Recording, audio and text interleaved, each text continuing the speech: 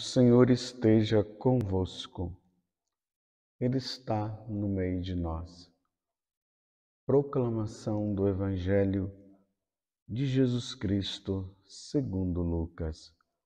Glória a vós, Senhor.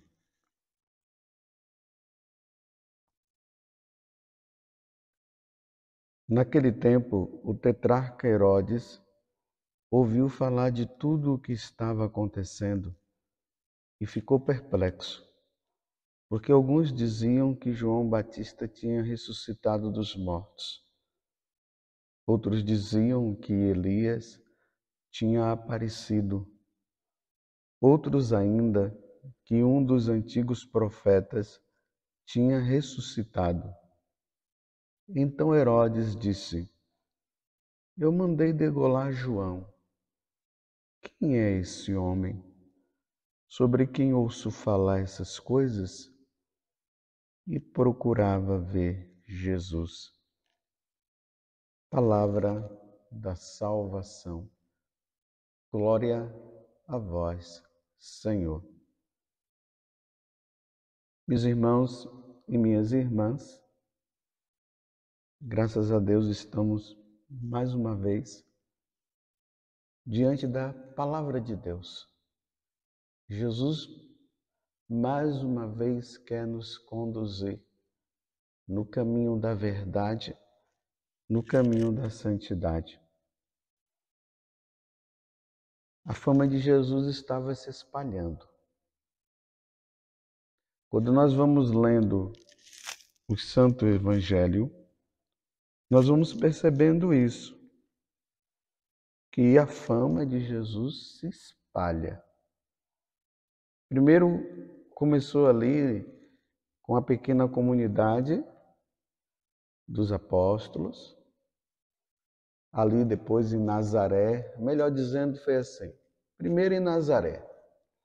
Jesus chega na sinagoga de Nazaré e foi dado o livro do profeta Isaías.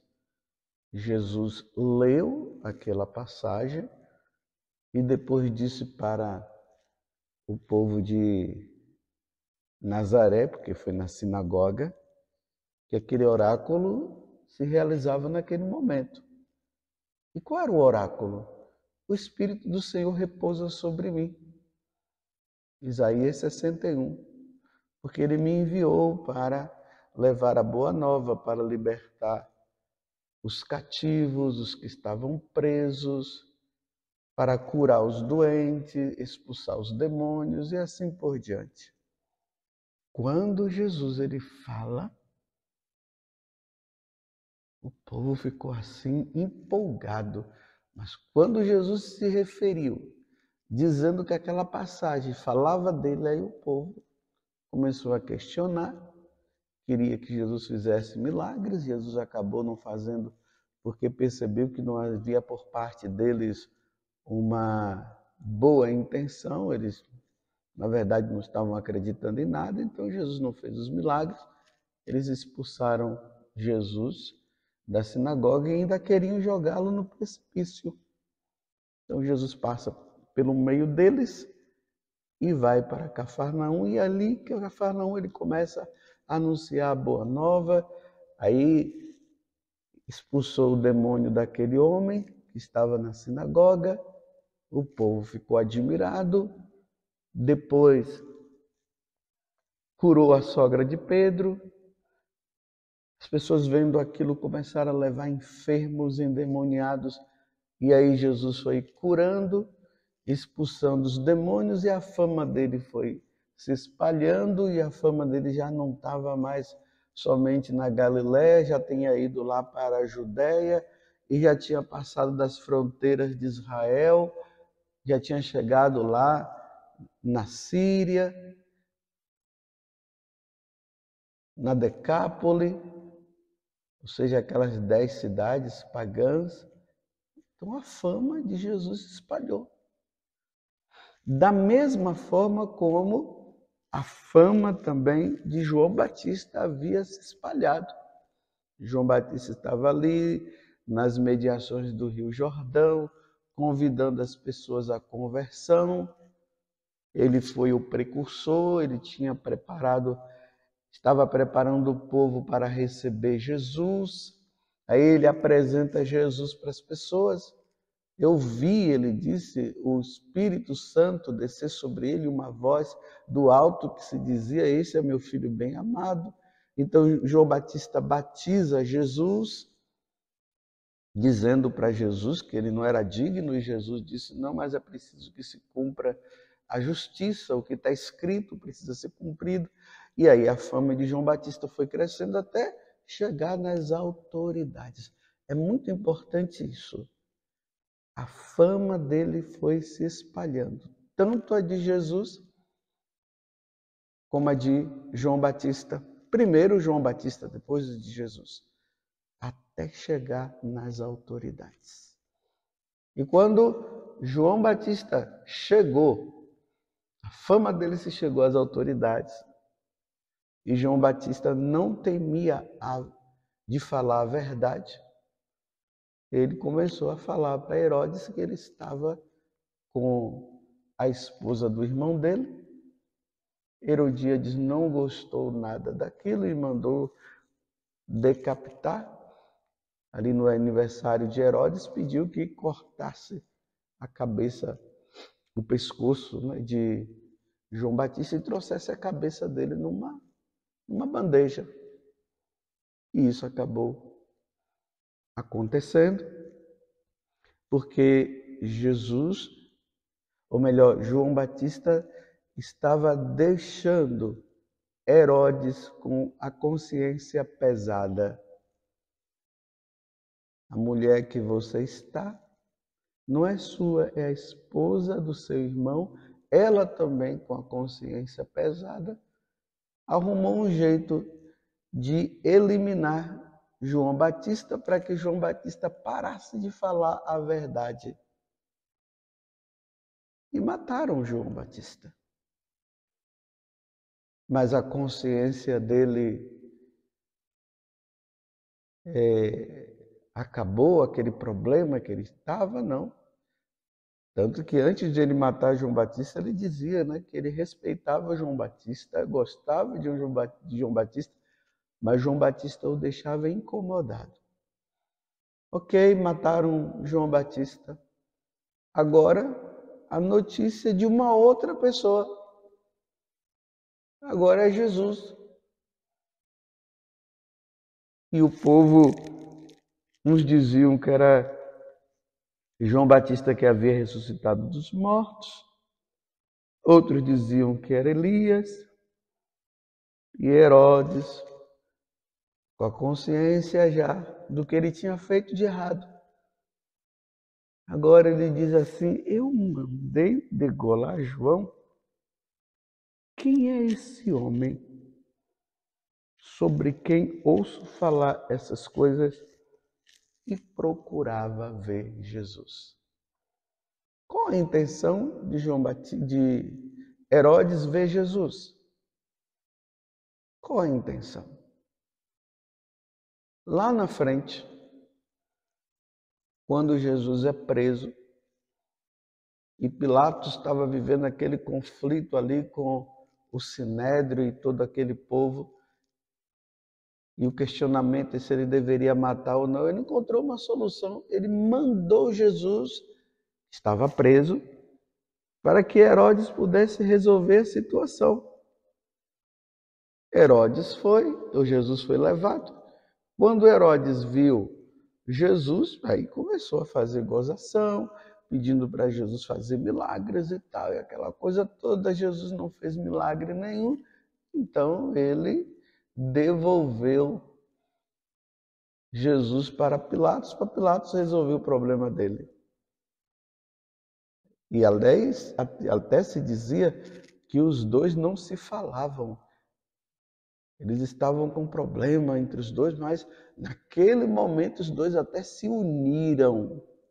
Os dois se uniram. Por fim, voltemos ao evangelho de hoje. E procurava ver Jesus. Jesus sempre foi, meus irmãos, um incômodo no meio da sociedade. Lembremos que Simeão, aquele homem já idoso, quando Nossa Senhora e São José levaram Jesus para a circuncisão e a purificação dela, isso no 8º dia, porque a lei pedia, quando Simeão viu Jesus nos braços, ele disse: agora o vosso servo pode morrer em paz, porque ele viu a salvação. E aí ele olha para Nossa Senhora e diz: olha, o seu filho será sinal de contradição neste mundo, e uma espada transpassará seu coração. Ele vai dividir as pessoas. Porque ou vão aceitá-lo ou não vão aceitá-lo. Na verdade, era isso que Simeão estava falando. Então, Jesus sempre foi um incômodo, tanto para os grandes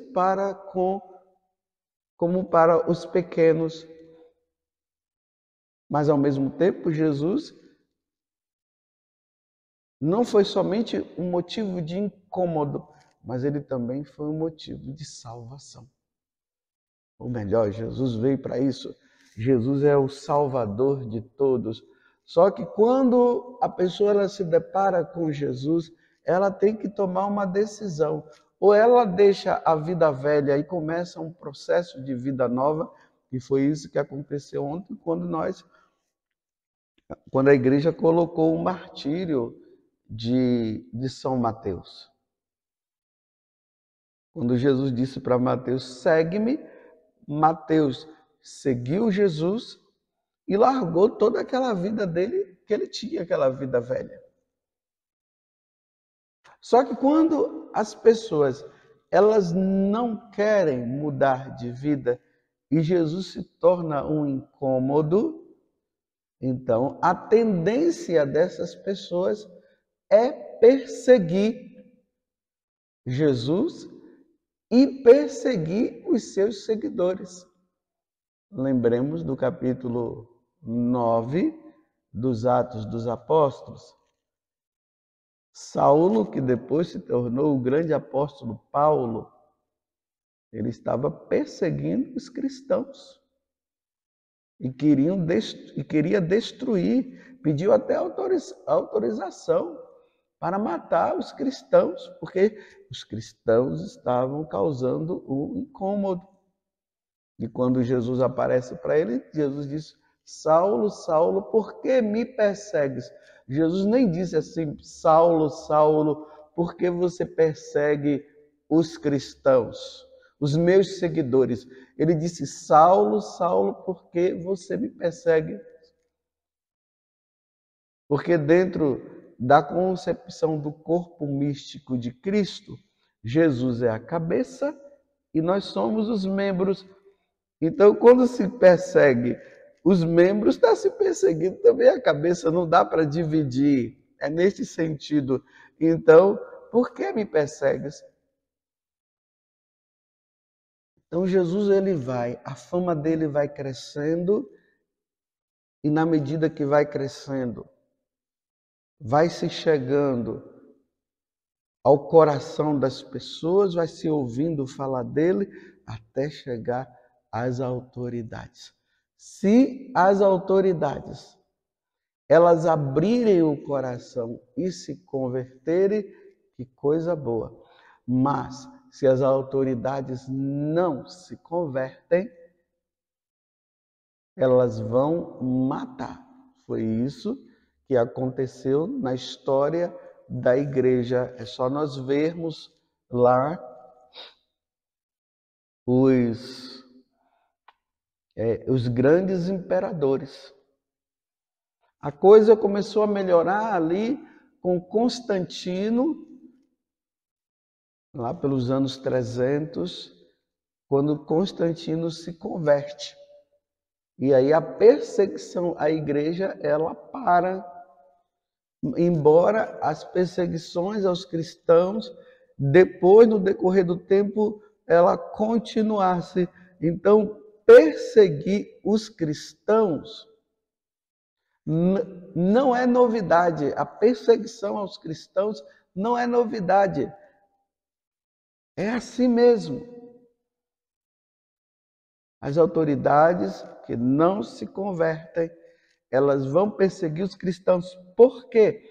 Porque as autoridades, elas determinam decretos, ela coloca coisas, leis que vão contra os ensinamentos da igreja, que não são compatíveis com os mandamentos da lei de Deus. E como os cristãos entenderam e encontraram o Deus único e verdadeiro, os cristãos vão ser obedientes às autoridades desde que o que elas peçam,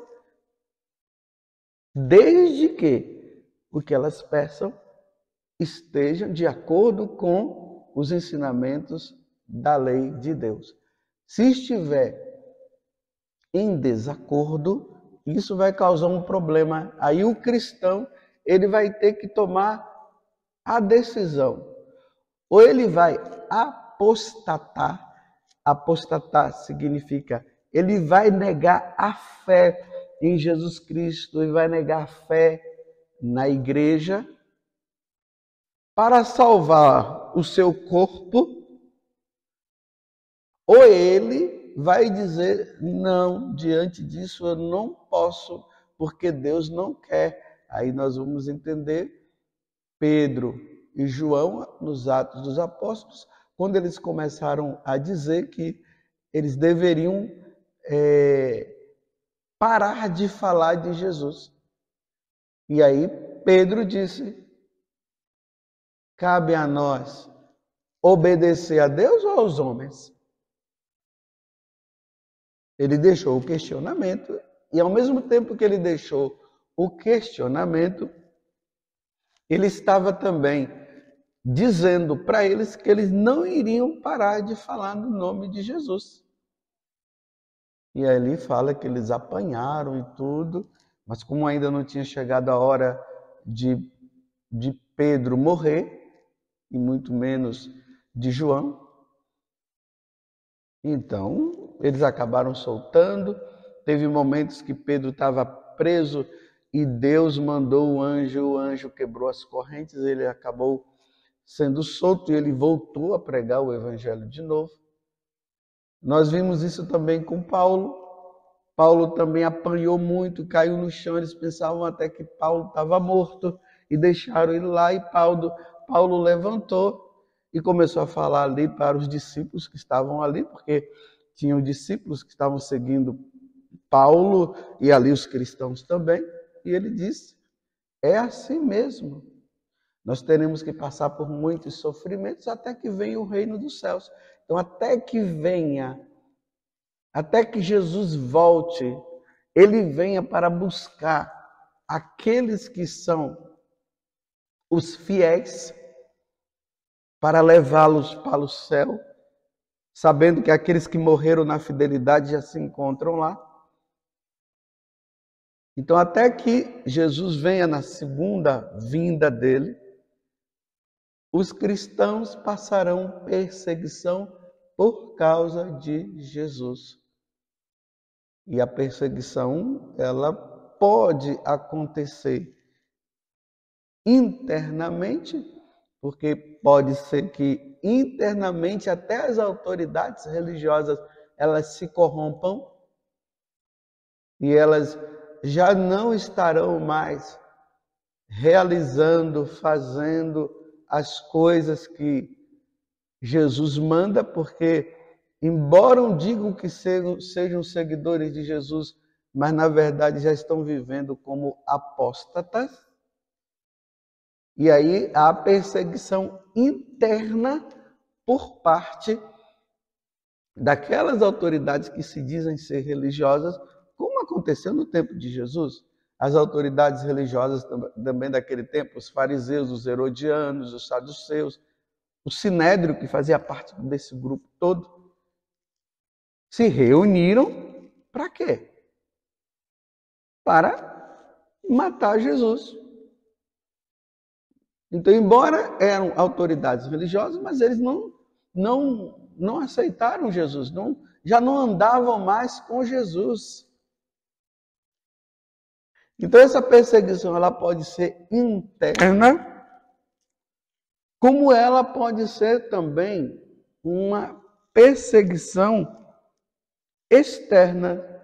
A perseguição externa poderá ser com as autoridades civis que se sentem incomodadas com os cristãos que não querem aderir às leis deles, que são leis pagãs, que são leis que vão contra os ensinamentos da igreja. Então se torna motivo de pegar esses cristãos para, através de persuasão, através até de torturas, fazer com que eles adiram às leis pagãs, renunciando às leis divinas, à lei de Deus.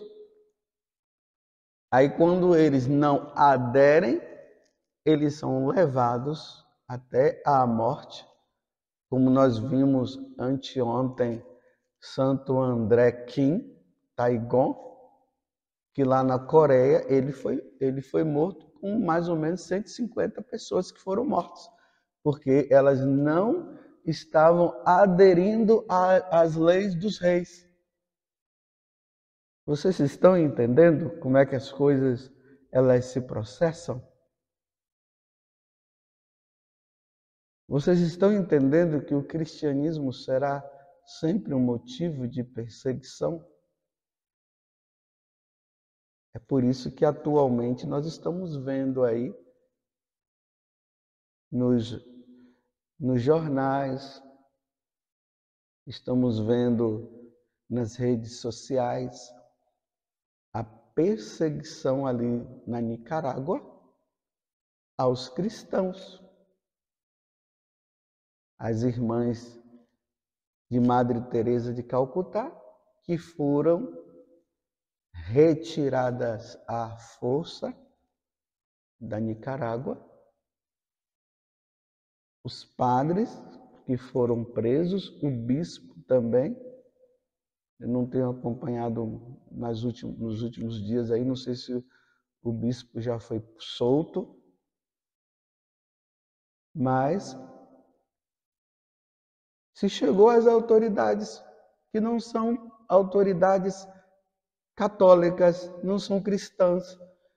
Então, o cristão torna-se um incômodo para eles. Os cristãos não obedecem às leis dele. Então, não obedecendo, eles eliminam, eles matam. Eu estou fazendo todo esse caminho para vocês entenderem o que é que está acontecendo aqui com Jesus, quando Herodes começa a se questionar, porque a fama de uma pessoa está dominando de novo a sociedade, porque uma vez que já tinha matado João Batista, então na cabeça dele o problema estaria resolvido, e agora está aparecendo outro. Então quem é esse? Então, na medida que o cristianismo, que os cristãos, eles vão crescendo, e eles não, eu quero que isso fique bem claro, e eles não obedecem às leis civis, mas não é obedecer por rebeldia. E isso também precisa ficar bem claro. Não é por rebeldia que não se está obedecendo. Não está se obedecendo porque não está de acordo com a lei de Deus, com os ensinamentos de Deus. E eles querem obrigar os cristãos a ir contra a consciência, obedecendo aquelas leis que vão contra os princípios. Então, como nós cristãos não queremos desobedecer a Deus que nós amamos tanto, que nos amou tanto, dando o seu Filho para nos salvar. E como nós também não queremos perder a nossa alma, a nossa salvação, aí nós vamos firmes nos ensinamentos do Senhor. E aí vem a perseguição. E na hora da perseguição, na hora em que é levado para ser preso, porque Jesus mesmo falou, e nós vamos ver isso lá no capítulo 10, nós já estamos até no capítulo 9 de São Lucas, mas no capítulo 10, quando Jesus envia os discípulos, ele mesmo disse: vocês serão levados aos tribunais, mas vocês não tenham medo, porque o Espírito Santo vai falar por vocês. Mas, ao mesmo tempo, Jesus não disse que o fato do Espírito Santo falar significa que irá convencer as autoridades. Poderá convencer, como poderá irritá-los ainda mais, e irritando vai acontecer o quê? Aquilo que Jesus também disse. Julgando estarem até servindo a Deus, mas não é o nosso Deus. São eles mesmos que se consideram deuses, os deuses do Olimpo. Então eles mandam matar. O julgamento é matar. Como aconteceu com aquelas irmãs carmelitas na época da Revolução Francesa, e todas elas foram degoladas, guilhotinadas, porque elas não aderiram àquelas leis francesas. As autoridades então mandou eliminá-las, mandou matá-las. Então a fama vai crescendo. Então o cristianismo ele entra em conflito com as leis civis. As autoridades, elas não querem se converter, não querem mudar de vida, então eles encontram uma solução. Manda prender todos os cristãos e vão fazendo com que os cristãos possam negar a fé, e aí tem aqueles que negam e tem aqueles que não negam, porque negar significa não amar a Deus sobre todas as coisas, negar significa abandonar a Deus, negar significa perder a salvação. Mas aqueles que, impulsionados, eles pedem a Deus, não permita que eu negue, e eles são fiéis até o fim, aí eles acabam sendo presos.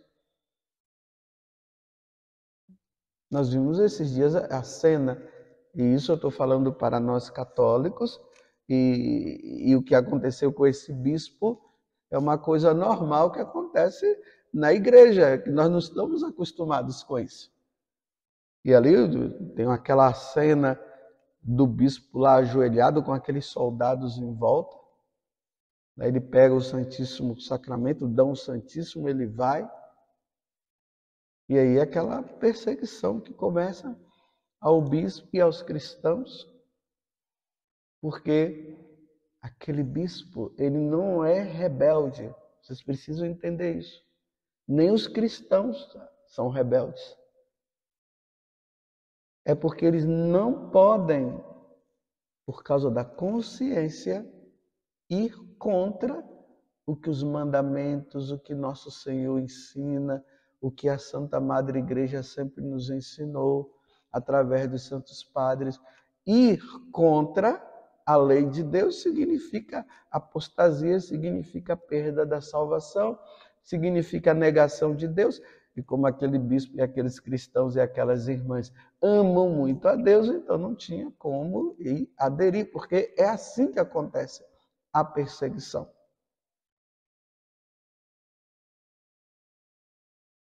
Por isso que a igreja pede que nós rezemos pela perseverança dos cristãos. Enfim, o nome de Jesus já está chegando às autoridades civis. E Herodes não está gostando muito disso, não. Então a fama dos cristãos vai chegando às autoridades e eles acabam não gostando, e por isso eles querem levar os cristãos à apostasia e, em consequência disso, querem levar os cristãos também a negar a fé, que já é apostasia, e aqueles que são fiéis terão como consequência a prisão ou até mesmo o martírio. Dai-nos, Senhor, a perseverança dos mártires. Virgem Maria, a Senhora que é a mãe dos mártires, nos ajude nesses tempos difíceis que nós estamos vivendo, que o catolicismo, que os cristãos estão vivendo. Dai-nos, Mãe, a perseverança dos mártires e interceda para que nós sejamos fiéis. Louvado seja nosso Senhor Jesus Cristo, para sempre seja louvado, e a nossa Mãe, Maria Santíssima. Senhor, dai-nos a perseverança dos mártires.